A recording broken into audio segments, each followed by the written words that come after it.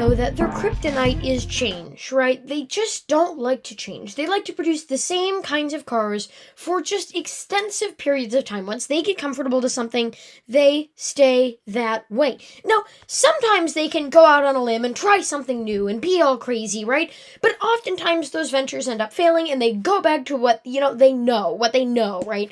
The homework. They've done their homework. They know what sells. They know what they want to make. They know what they should make, right? So GM really hates change. They hate when they have to make a new rule book, do some more discovery, do anything like that. And I'm not talking about the Mary Barra, we're catching up on all the EVs we haven't made in the past era of GM. I'm talking about the early to late thousands GM, that stuck in place, car company. But before we kind of get into this, we have to understand why GM was the way it was. So, in the 1970s and 1960s, Japanese car automakers were doing their assimilation into U.S. car culture, kind of, for the most part.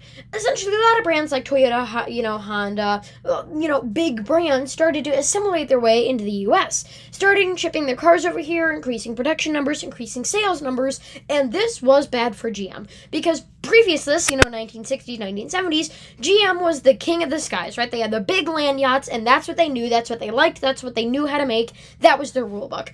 And then when these guys came along, they had the oil crisis, and then GM was on its head. They had no idea what to do, and they ended up making some of the worst decisions they had ever made, some of the worst cars they had ever made, just trying to catch up, scramble up, and run as fast as they can to compete with these Japanese automakers. Ford hates doing that, and Ford is kind of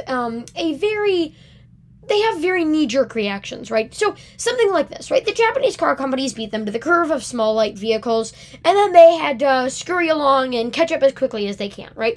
GM hates that, so they said, the next thing these people come on, we're not going to call them rice burners, we're not going to insult them, we're not going to say that could never be the future, we are going to jump on it as fast as we can. That's why they're doing EVs now, right? In the 2010 through, 2017, GM was still making the same old cars that they've been making since forever. The Cruises that were falling apart, the Equinoxes with the Chevy shake, and the Suburbans that could barely even keep their bolts together, right? That's just GM. Now, because, like I said, Japanese automakers are beating them in sales, they're having the same knee-jerk reactions they always do by jumping headfirst into a new technology that will oftentimes fail. So, what is this technology that GM was looking to plummet face first into? Hybrids. Now, we know that hybrids were kind of a rare thing, especially in the late 90s, right? Toyota and Honda were really the only two major companies. There were other ones developing smaller systems, but these were mainly, production vehicle, not concept cars that were actually on the road and being sold, right? Honda versus Toyota. We've seen this story before. We've heard the ending before. And GM said, that's a spicy meatball, and then they realize that they need to jump on this as fast as possible. This could be the future. It could be, they were right about it last time, so let's jump in. Everyone jump in the big pit, right? But it took GM a while to do things, right? Sometimes GM can come up with a brilliant idea and then do it very quickly. Oftentimes that fails, and they end up just crushing all of them and then sending them off to landfills. But this time they needed to be diligent, right? They needed to pick something that they knew they could sell, right?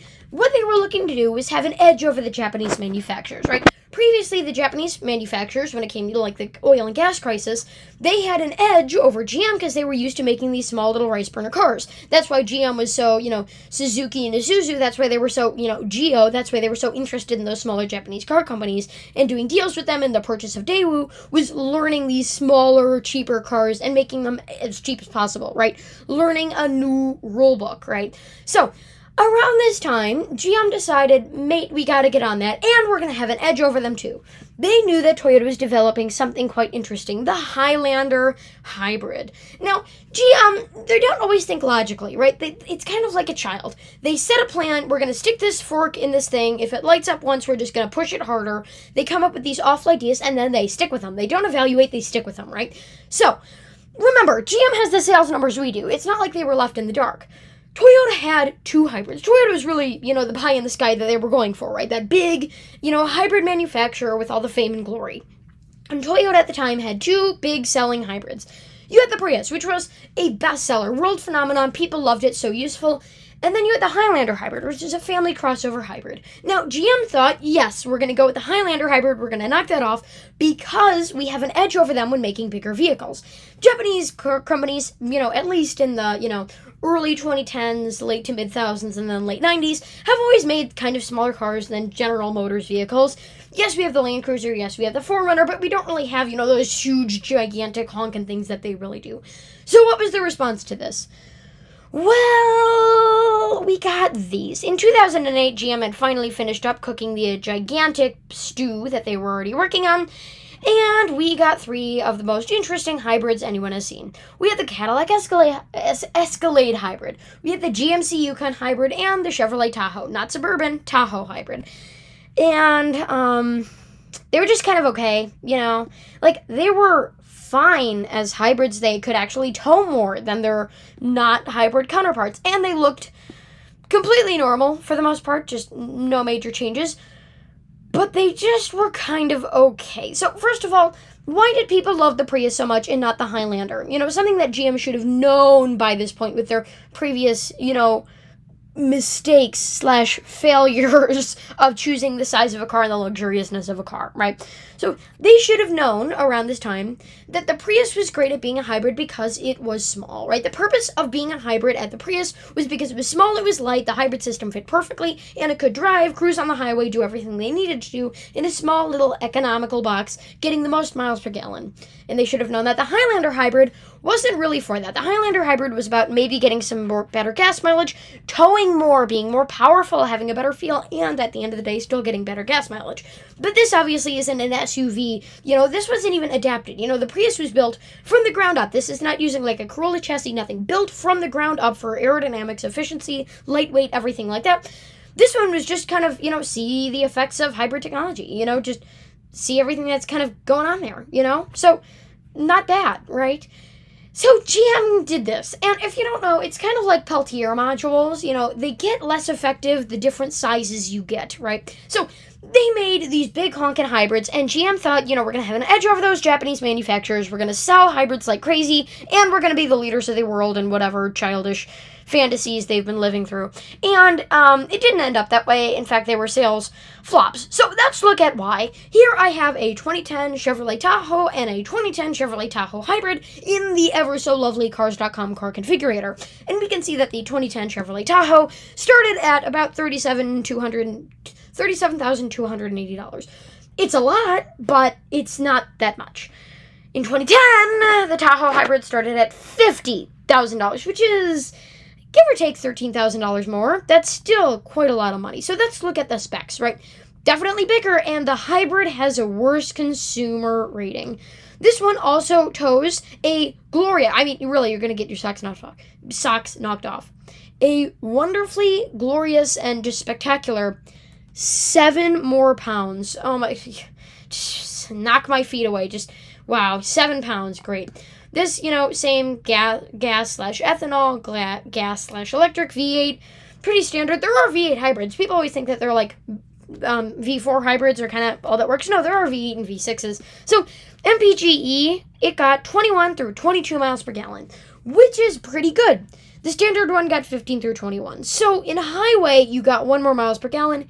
In the city, you got 6 more, which 60 more miles per gallon doesn't sound a lot. It is a decent amount. It wasn't awful, but it wasn't amazing, and yeah. So that's why these really didn't sell. They weren't worse. They were just more expensive, and you didn't really get that much out of them, especially when, the people who are buying Tahoes, the people who are buying Yukons, the people who are buying Escalades, right? They're buying them because they want a big, tough, sturdy SUV, a big, gigantic, grrr SUV, right? I know, I'm just talking from personal experience. I didn't buy my Prius because I wanted to, tow lumbar around, right? And that's kind of what hybrids are for. That's the entire point of hybrids. That's why they put it not in a 4Runner, ultimate, off-road stuff. That's why they put it in a Highlander, because it was simple, families wanted it, and that's what it was good for, right? So putting it in this kind of shell box thing didn't really work out. The hybrid system was stressed, to say the least, and it just all wasn't a good idea. It also had the same V8 that the regular one had, which means Why is there a hybrid? Like, I mean, I get the point, but if you're gonna put the same engine in it, then why? I get it just doesn't really make sense to me. So, how did this wonderful, delicious thing end? Started in 2008 and ended in 2024. No, I'm joking. It actually ended in 2013. 2013, these all disappeared. You couldn't find one anymore. They're resurrecting them now, which is kind of interesting, but yeah. So, these will never be seen again. Well, they were never seen again for a couple of years. They're coming back now, in 2024, the year of the hybrid. But, just pretty standard stuff. So, did GM eventually end up getting that, pie in the sky that they wanted, that they've always dreamt of, been entitled to, had those restless dreams about? Not really. In 2011, they made the Volt. Almost as soon as they saw that these were going to be colossal sales flops, they decided that they were going to actually compete with the Prius, and they came out with the Volt, which is probably one of the better GM vehicles. Just great. So, yeah, with that, thank you for watching. Don't forget to comment, like, and subscribe, and that was a very fun video for me.